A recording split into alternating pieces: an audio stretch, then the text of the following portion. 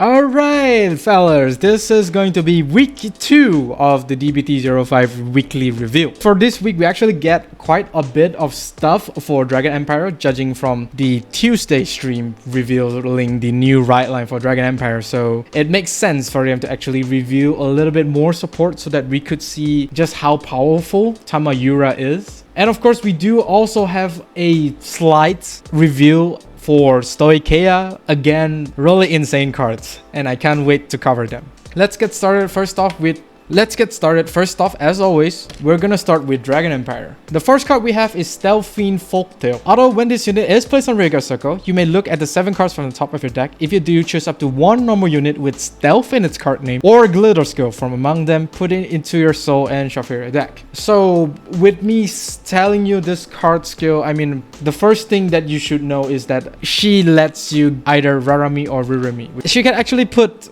either one of these into their soul, it's up to you. It depends on what your top 7 is. Or she can put another stealth unit into your soul, which is great. Not only does it filter your deck, it also increases the soul count for maybe Rarami or Rirami skill, because both of these cards are really hungry for soul. Any stealth cards could be tech in, as long as you are able to get it into your soul, which I think is very, very easy due to the multiple similar skills that we have for this card. Again, I actually went through all of Dragon Empire's units that with the name Stealth. None of them really strikes me as very, very disgusting. And of course, if you're asking why would you want to put a normal unit with Stealth, the first part of the second skill of Tamayura's does not lock you into calling specific units. So any units in the soul could be called by Tamayura. So why not take advantage of any stealth unit that Bushido releases? I know I would. Next card that we have is Stealth Rogue of Connection Tsumugi. Although when this unit is placed on Rearguard Circle, cost Soul Blast 1, choose a normal unit with Stealth in its card name or Glitter from your drop and put it into your soul. This card is basically similar to Folktale, the previous card, with an added cost, because Folktale does not really cost you anything. You just call her out and then just check top 7 and then put a Glitter or Stealth unit into the soul.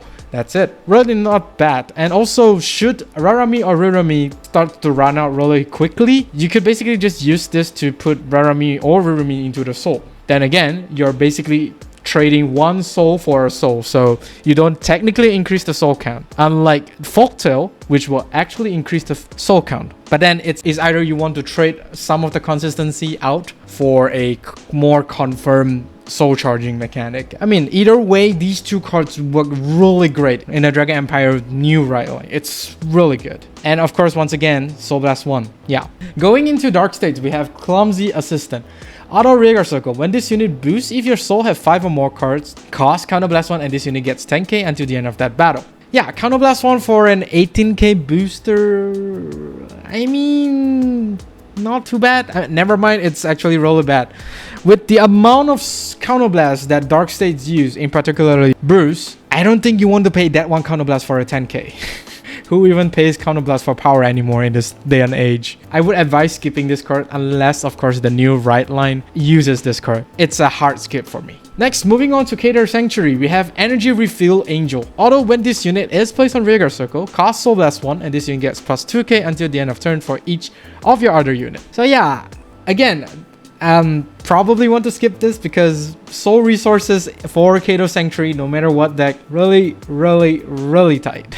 Soul Blasting 1 to get maybe 8 to 10k is not really the greatest. It's more towards budget player focus, but then again, if you're a budget player, I think there's better cards to be run than this card. But who knows, this card may be leaning more towards the new Riot line.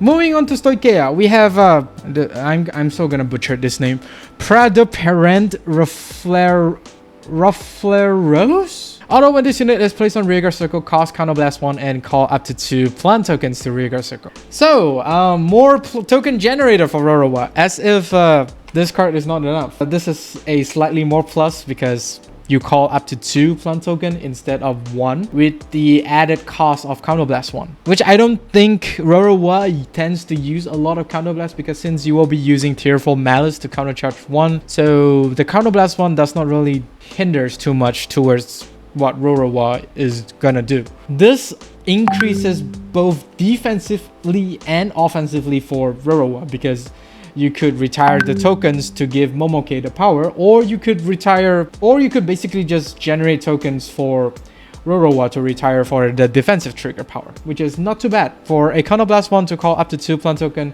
it's actually not bad. Should this card be run in Zorga?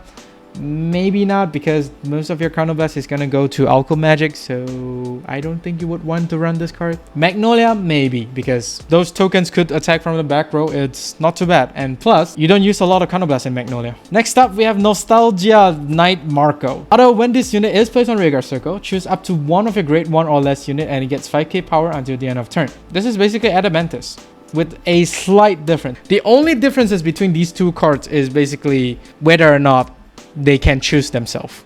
Adamantis needs to choose another rearguard to get 5k power, whereas Marco here could choose himself and the Vanguard, if your Vanguard is grade 1 or less, that is.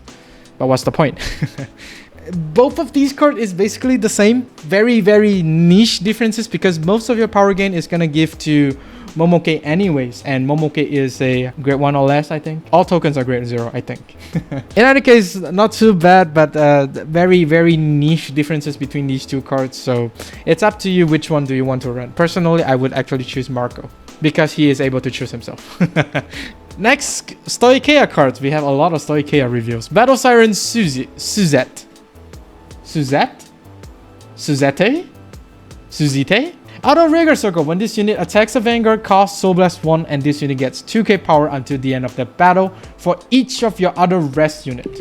So this is basically going to be your 20k attacker on the last attack, because if you attack with her first, Soul Blast 1, I mean, she's going to plus 0 because you need other rest unit. So most probably she's going to be your last attacker, which will amount to a maximum of 20k attacker. Of course, this is without factoring in the personal right power skill. So that's that. This, from my point of view, is a much cheaper cost than Promise Brave Shooter, which is this card. Both of these are actually almost the same. It's just that one is Soul Blast 1 to get plus 2k for every rested units, including this will of course include the Vanguard. And the other one is Soul Blasting 2 for every other rearguard. So Promise Brave Shooter does power creep Suzette, or Suzette, whatever you want to call her, by a mere 5k, because at the maximum activation of between these two cards, one card will be at 20k and the other card will be at 25. And of course, if you are worried about the soul resources, there's always this card to run, because if you don't have any soul, you basically just soul charge 2. Easy soul. And finally, we have Riot Control Robot Sir Repel. Yeah. Although when this unit intercepts, if your order zone has 2 or more cards, this unit gets shield plus 10k until the end of that battle. Includes your opponent's card too. Hard skip, I guess, because I mean, it's a 15k shield. It's not too bad. And of course, since it does mention includes your opponent's card too, it means that if your opponent has an order card in their order zone, if I'm not interpreting this wrongly, he's able to plus 10k shield no matter what, even if you only have like 1 or no cards in the order zone. So not too bad. But why would you want to run this card instead of any other cards in your nation? You get what I mean? So again, this might be support for the new right line, because the whole brand gate is basically a nation of using the order zone. So I mean, it is possible. As to why you would want to run a 15k interceptor, it's up to you to decide. And that is all. Week 2 for reveal. So far, things have been wrapping up. I am looking forward to the 3rd week, and yeah, we're gonna get some Dark States right line already. All hail the Dark States Jesus. In any case, do like and subscribe if you like this video, and of course do ring the bell notification icon so that you don't miss a video I upload. With that being said, I'll see you all on the field.